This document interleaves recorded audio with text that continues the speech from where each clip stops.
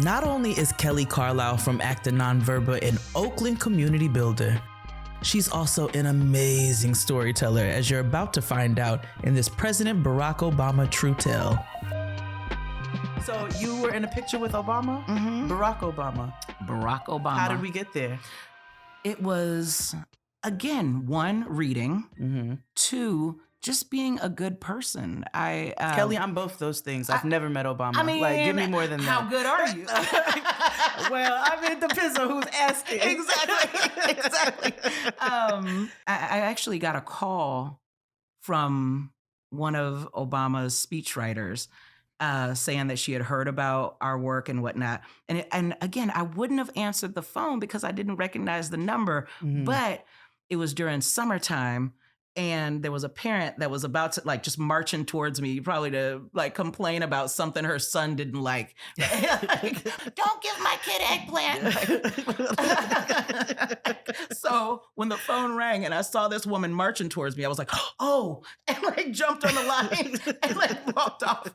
And it turned out to be one of Obama's speechwriters. And she's like, tell me your story. So I mean, just like being a single mom, I was one of 3 employees at A&V. So I was out here planting stuff, just being yeah, and then I saw the lemon tree and da-da-da-da-da, and she's like, the president's gonna love this. Oh my gosh. So next thing you know, I got an invitation from the White House, an email invitation. The president invites you to an iftar dinner on the 14th of July, 2014. And I thought it was a trick because I read a lot. So I thought it was that John Grisham novel where the government was catching the fraudulent people that, and I was like, no. I'm not going to the White House. It's not even the White House. I'm very skeptical. This is how they get you caught up, right? I ain't done nothing to go to the White House. We're so skeptical as a people. I didn't hear Barack Obama's voice. It was, Yeah, girl, he wasn't going to call you personally. And so I wasn't going to go, but my mom was like, you got to go. I mean, you were chosen. And I was like, your mother was a beautiful, encouraging lady. That woman was loyal to the end, to the day she passed away. My mother was ready to brawl for me. I know that's right. It was just beautiful. I miss her. I miss her so much.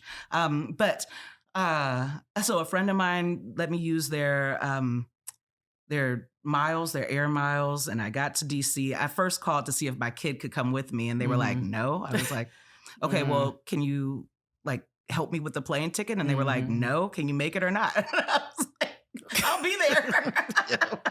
We said you have an invitation to this dinner, girl. Right. I was like, I don't know where to stay. A friend of mine let me stay with them. It was all a thing.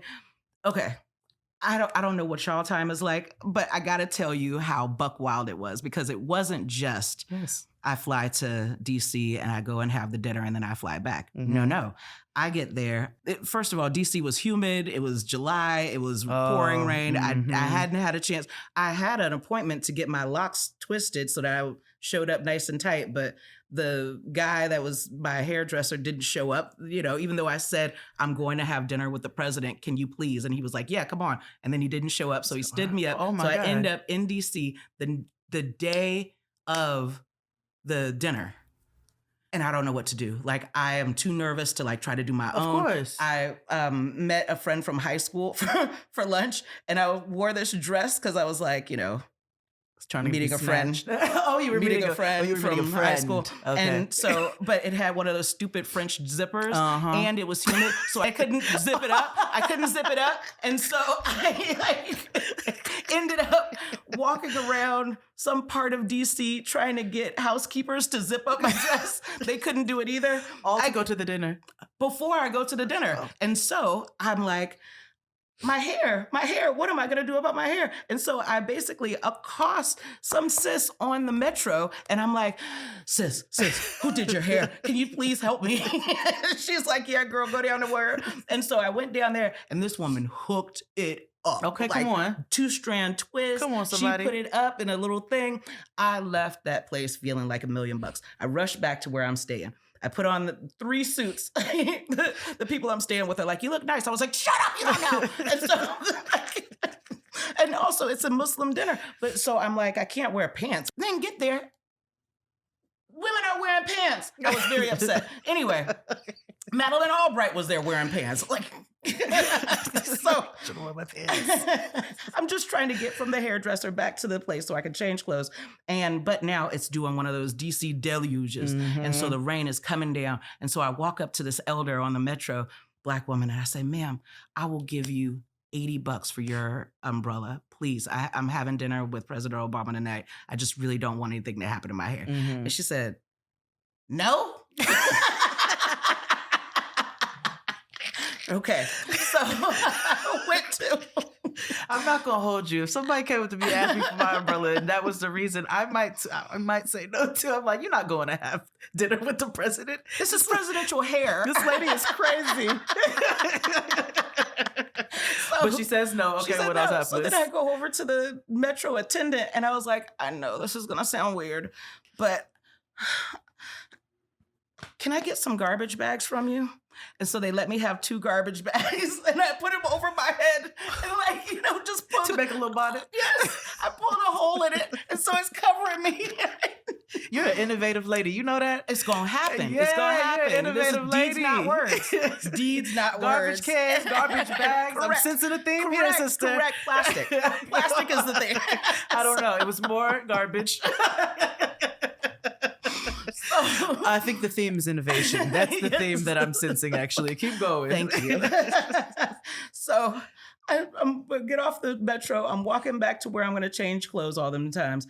And just like Laverne and Shirley, any sitcom, some car comes by and the water comes up and it splashes me, but I'm wearing garbage cans. So bam! Right? Do your worst. Full circle. I get up the stairs, I change clothes. I finally come down. I'm like, according to the internet, blue is Barack's favorite color. So I'm wearing this blue, whatever, skirt suit. I get there.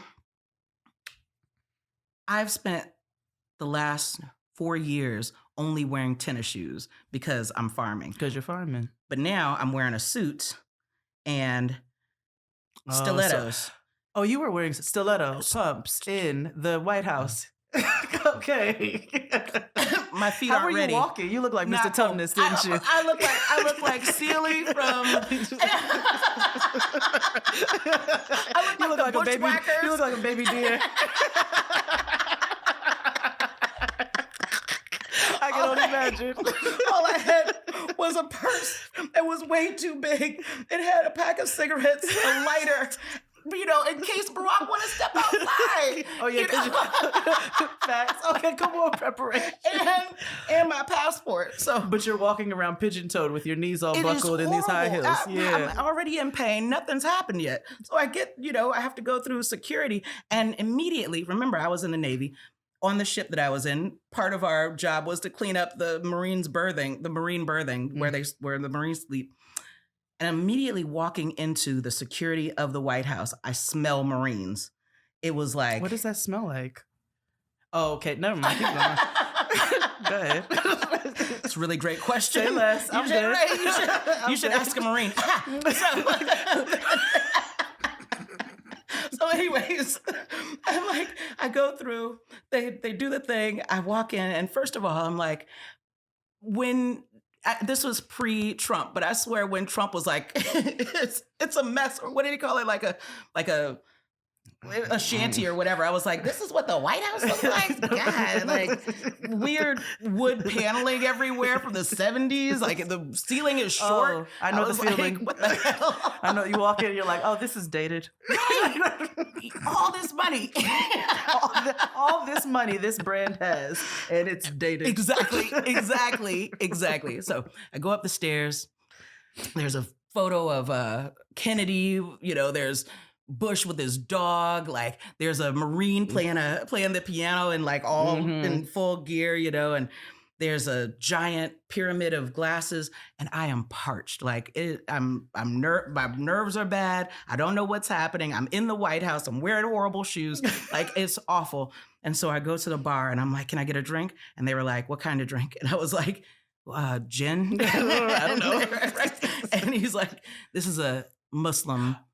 Can I have some juice, please? Right, a Muslim event. And I was like, okay, can I get some water then? And he's like, yeah, so it's iftar. We're not allowed to serve anything until sundown. And so I'm like, and it's July. And I was like, where can I get some water? Where can I get some water? Where can I get some water? So I go to the White House bathroom and I'm in there. You're drinking from the White House bathroom?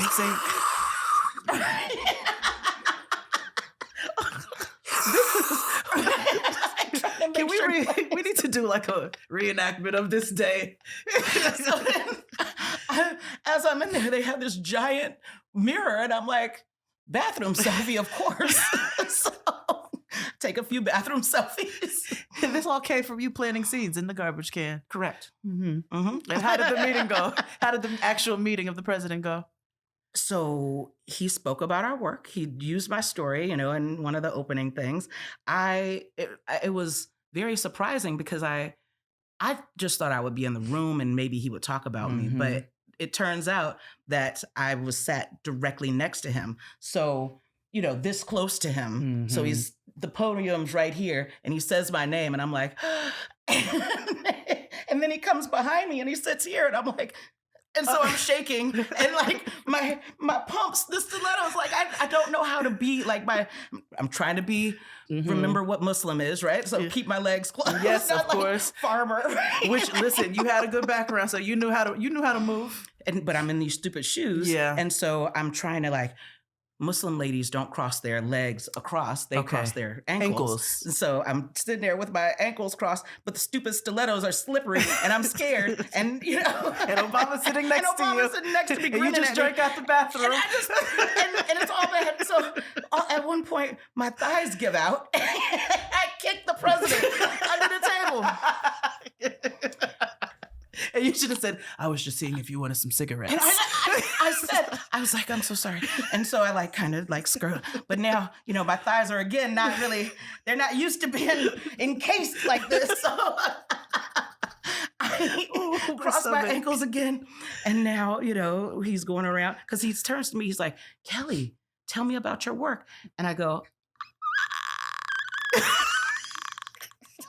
I have a 10-year-old.